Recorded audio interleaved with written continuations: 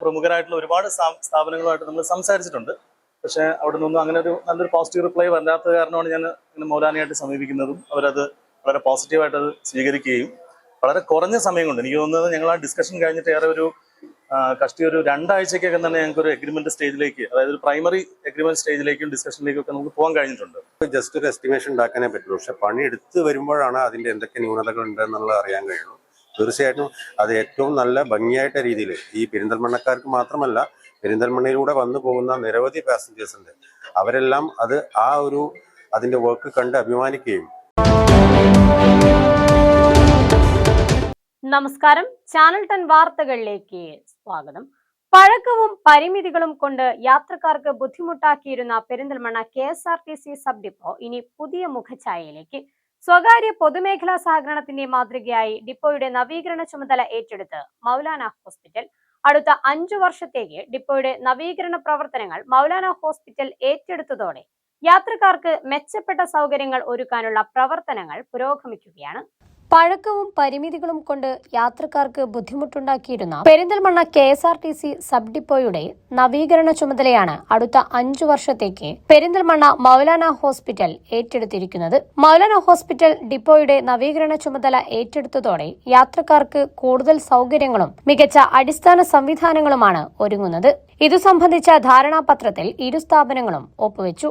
Depot branding പദ്ധതിയുടെ ഭാഗമായാണ് നവീകരണ പ്രവർത്തനങ്ങൾ നടപ്പാക്കുന്നത്. അടിസ്ഥാന സൗകര്യ വികസനത്തിനായി സാമ്പത്തിക സഹായം നൽകുന്ന സ്ഥാപനങ്ങൾക്ക് നിശ്ചിത കാലയളവിലേക്ക് ഡിപ്പോയുടെ ബ്രാൻഡിംഗ് അവകാശം നൽകുന്നതാണ് പദ്ധതിയുടെ ലക്ഷ്യം. നിലവിൽ യാത്രക്കാർ നേരിടുന്ന പ്രധാന പ്രശ്നങ്ങൾ പരിഹരിക്കുന്നതിനാണ് ആദ്യഘട്ട പ്രവർത്തനങ്ങൾ കേന്ദ്രീകരിച്ചിരിക്കുന്നത്. കാലപ്പഴക്കത്തെ തുടർന്ന് അപകടാവസ്ഥയിലായിരുന്ന സീലിംഗ് മാറ്റി പുതിയ സംവിധാനം ഒരുക്കുന്നതും സ്ത്രീകൾക്കായുള്ള കാത്തിരിപ്പ് മുറി കൂടുതൽ പ്രയോജനപ്രദമാക്കുന്നതും യാത്രക്കാർക്കായി വിശാലമായ കാത്തിരിപ്പ് കേന്ദ്രം ഒരുക്കുന്നതും പദ്ധതിയുടെ ഭാഗമാണെന്ന് Malappuram KSRTC marketing executive Riju പറഞ്ഞു.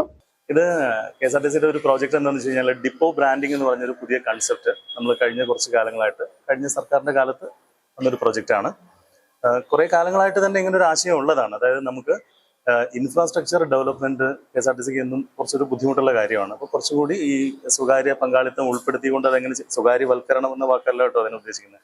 എന്ന് വെച്ചാൽ ഈ എന്താ പറയാ, നമ്മുടെ ഡിപ്പോയുടെ അടിസ്ഥാന സൗകര്യങ്ങൾ വികസിപ്പിക്കുന്നതിന് വേണ്ടിയിട്ട് ഉള്ള ചില പദ്ധതികളിലേക്ക് കോൺട്രിബ്യൂട്ട് ചെയ്യുന്ന ആളുകൾക്ക് പകരമായിട്ട് ആ ഡിപ്പോയുടെ മുകളിൽ അവർക്ക് നിശ്ചിത കാലാവധിയിലേക്കുള്ള ഒരു ബ്രാൻഡിങ് അനുവദിക്കുക എന്നുള്ളതാണ് അതിന്റെ ഒരു ബേസിക് കൺസെപ്റ്റ്.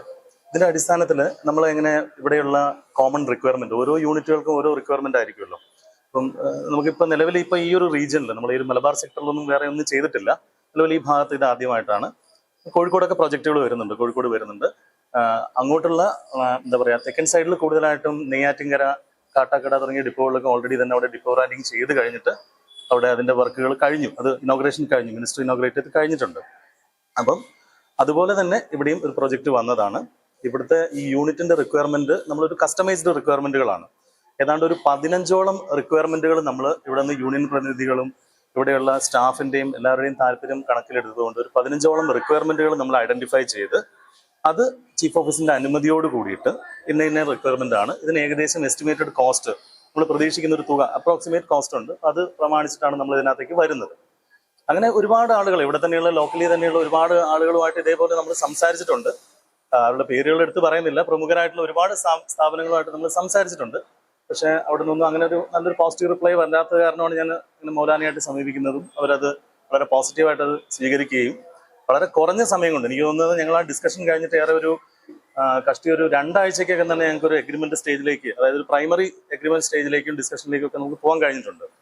ഡിപ്പോയിലെ പുരുഷ സ്ത്രീ ശുചിമുറികളുടെ നവീകരണം, ചോർച്ചയുള്ള ഭാഗങ്ങളുടെ അറ്റകുറ്റപ്പണി, പെയിന്റിംഗ്, മഴയിൽ നിന്ന് യാത്രക്കാർക്ക് സംരക്ഷണം ലഭിക്കുന്ന തരത്തിലുള്ള മേൽക്കൂര നിർമ്മാണം എന്നിവയും പുരോഗമിക്കുകയാണ്. ആദ്യം 12 ലക്ഷം രൂപയായിരുന്നു പദ്ധതിയുടെ ഏകദേശ ചിലവായി കണക്കാക്കിയിരുന്നത്. എന്നാൽ പഴയ കെട്ടിടമായതിനാൽ കൂടുതൽ ജോലികൾ ആവശ്യമായി വന്നതോടെ ചിലവ് 15 ലക്ഷം രൂപയോ അതിലധികമോ എത്തുമെന്നാണ് വിലയിരുത്തൽ. മലബാറിൽ ഒരു KSRTC ഡിപ്പോയുടെ നവീകരണം 5 വർഷത്തേക്ക് ഏറ്റെടുക്കുന്ന ആദ്യ സ്വകാര്യ ആശുപത്രി എന്ന പ്രത്യേകതയും മൗലാന ആശുപത്രിക്കാണെന്ന് Maulana hospital senior operations manager Ramdas പറഞ്ഞു.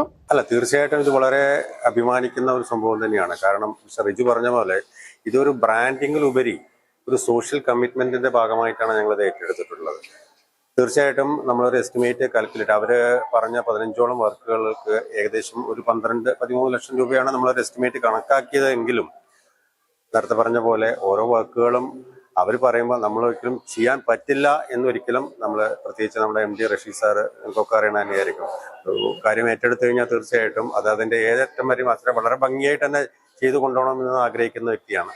അതുകൊണ്ട് തന്നെ അതെന്തായാലും ഒരു 25 ലക്ഷത്തിന് അപ്പുറം പോവുകയുള്ളൂ ആ വർക്കുകളൊക്കെ തന്നെ. കാരണം നമുക്കറിയാം, ഒരു പഴയ കെട്ടിടം നമുക്കൊരു മോടി പിടിപ്പിക്കും അല്ലെങ്കിൽ അത് സർവീസിന് ഏറ്റെടുക്കുമ്പോൾ അതിൻ്റെതായ ആദ്യത്തെ ഘട്ടത്തിൽ നമുക്ക് ജസ്റ്റ് ഒരു എസ്റ്റിമേഷൻ ഉണ്ടാക്കാനേ പറ്റുള്ളൂ. പക്ഷെ പണി എടുത്ത് വരുമ്പോഴാണ് അതിൻ്റെ എന്തൊക്കെ ന്യൂനതകൾ ഉണ്ടെന്നുള്ളത് അറിയാൻ കഴിയുള്ളൂ.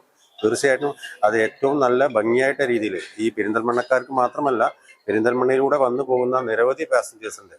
അവരെല്ലാം അത് അതിൻ്റെ വർക്ക് കണ്ട് അഭിമാനിക്കുകയും ഇതുപോലുള്ള കേരളത്തിലെ മിക്ക സ്ഥലത്തും പല സ്ഥലത്തും വളരെ ശോചനീയമായ അവസ്ഥയിലുള്ള ഡിപ്പോകളുണ്ട്. അതെല്ലാം പലരും ഏറ്റെടുത്ത് അത് ഭംഗിയാക്കി കൊണ്ടുവരാനുള്ള പ്രചോദനം കൂടി ആവും എന്നാണ് കരുതുന്നത്. യാത്രക്കാരുടെ സൗകര്യങ്ങൾക്ക് മുൻഗണന നൽകിയാണ് ആദ്യഘട്ട പ്രവർത്തനങ്ങൾ പുരോഗമിക്കുന്നതെന്ന് KSRTC അധികൃതർ പറയുന്നു. ഏറെക്കാലമായി പരാതികൾ ഉയർന്നിരുന്ന ശുചിമുറി സൗകര്യങ്ങളും കാത്തിരിപ്പ് കേന്ദ്രങ്ങളും നവീകരിക്കുന്നതോടെ യാത്രക്കാർക്ക് വലിയ ആശ്വാസമാകും. സാമ്പത്തിക പ്രതിസന്ധികൾക്കിടയിലും ഇത്തരമൊരു പദ്ധതി യാഥാർത്ഥ്യമായത് സന്തോഷകരമാണെന്നും അധികൃതർ വ്യക്തമാക്കി. അടുത്ത മാസം ആദ്യവാരമോ രണ്ടാം വാരമോ ആദ്യഘട്ട പ്രവർത്തനങ്ങൾ പൂർത്തിയാക്കാനാണ് ലക്ഷ്യമിടുന്നത്. യാത്രക്കാർക്കും ജീവനക്കാർക്കും ഒരുപോലെ പ്രയോജനപ്പെടുന്ന രീതിയിലുള്ള കൂടുതൽ വികസന പ്രവർത്തനങ്ങളും രണ്ടാം ഘട്ടത്തിൽ നടപ്പാക്കുമെന്ന് അസിസ്റ്റന്റ് ട്രാൻസ്പോർട്ട് ഓഫീസർ C. നിഷിൽ ഉറപ്പു നൽകി. ആദ്യഘട്ടത്തിൽ നിലവിൽ യാത്രക്കാരുടെ സൗകര്യങ്ങളാണ്. കാരണം നിലവിലെ യാത്രക്കാർക്ക് നല്ല വന്നിരിക്കാനും സ്ത്രീകൾ ഈ റൂം ഉപയോഗിക്കാത്തൊരവസ്ഥ ഉണ്ടായിരുന്നു. റിജു നേരത്തെ പറഞ്ഞു. അത് ആദ്യം അവരെ യാത്രക്കാരുടെ പ്രശ്നങ്ങൾ പരിഹരിക്കുക എന്നുള്ള ഒരു കൺസെപ്റ്റിലാണ് വർക്ക് തുടങ്ങിയത്. അതുപോലെ തന്നെ ഈ ബിൽഡിങ്ങിന്റെ മുകളിൽ അതിന് പുറമെ ഈ പുറകിലെ ബാത്റൂമായിരുന്നു ഒരു വലിയ വിഷയമായിരുന്നു. അത് ആ പണി എടുത്തപ്പോഴാണ് അതിന്റെ എത്രമാത്രം പണി വിചാരിച്ചതിന് അധികം വർക്ക് വന്നിട്ടുള്ളത്. പിന്നെ മുകളിൽ ഓഫീസ് റൂമാണ്. ഓഫീസ് റൂമുകളിൽ ഇപ്പം എന്താ വെച്ചാൽ വേനൽക്കാലം നല്ല ചൂടുള്ള സമയമാണ്. അത് ഇതിന്റെ ഭാഗമായിട്ട് സീലിംഗ് വർക്ക് കാര്യങ്ങളൊക്കെ വരുന്നുണ്ട്. ആദ്യം ഇത് പ്രോപ്പറായിട്ട് ഒരു ഫസ്റ്റ് ഫേസ് തീർക്കുക എന്നുള്ളത് തന്നെയാണ്. അതിലും മൗലാന പോലുള്ള സ്ഥാപനം KSRTC ഈ സാമ്പത്തിക രീതിക്കുള്ളിൽ നിൽക്കുന്ന ഒരു അവസ്ഥയിൽ ഇങ്ങനെയൊരു പ്രൊജക്ടിന് തയ്യാറായതിന് സന്തോഷമുണ്ട്.